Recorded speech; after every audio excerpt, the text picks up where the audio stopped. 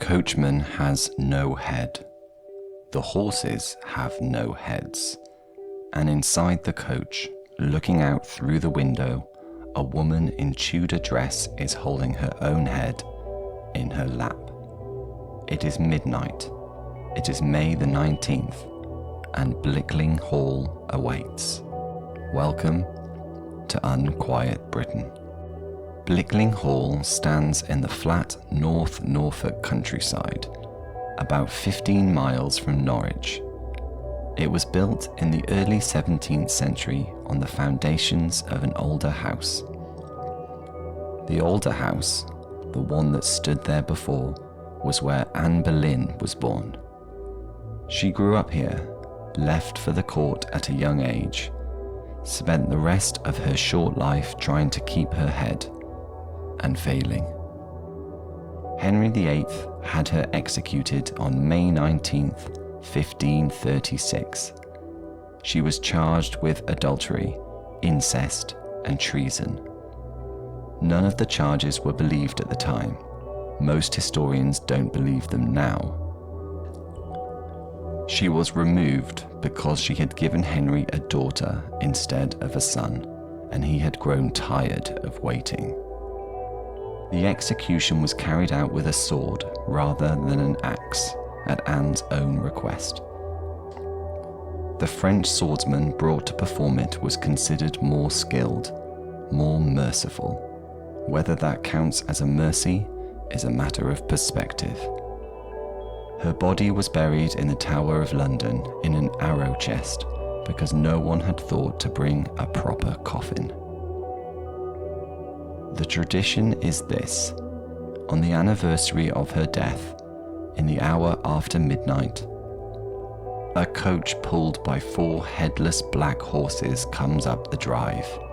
The coachman has no head, and Anne sits inside, her eyes open. The coach comes up the drive and stops at the hall door. Then it vanishes.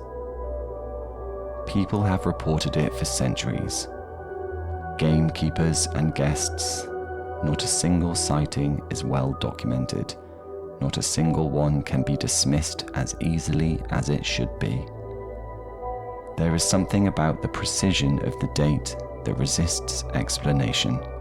Not Halloween, not Christmas, May the 19th. The anniversary, the same night, every year, whether anyone is looking or not.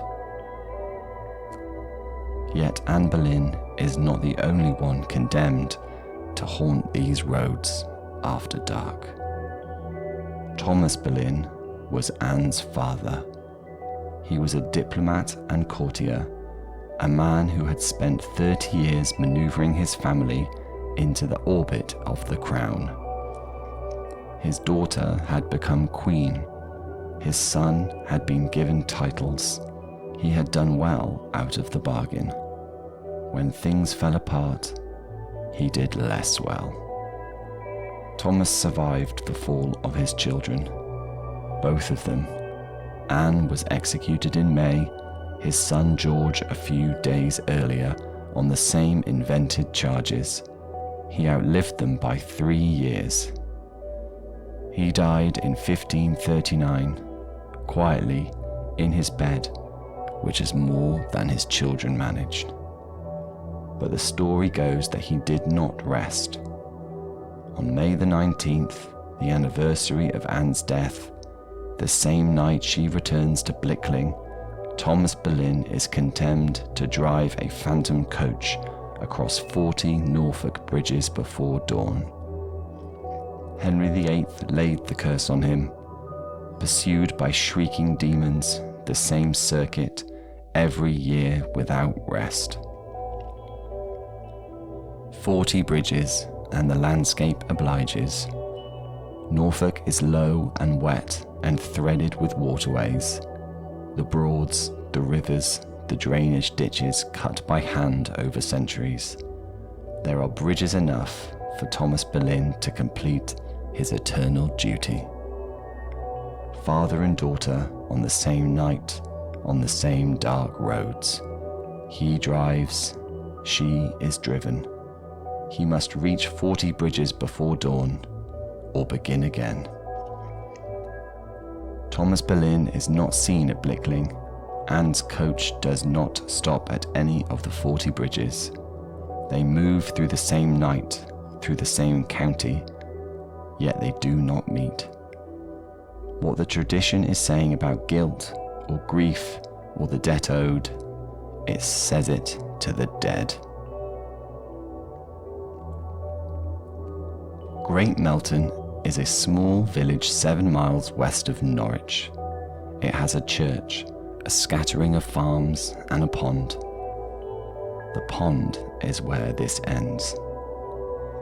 The story is this: a wedding party was travelling back from a celebration.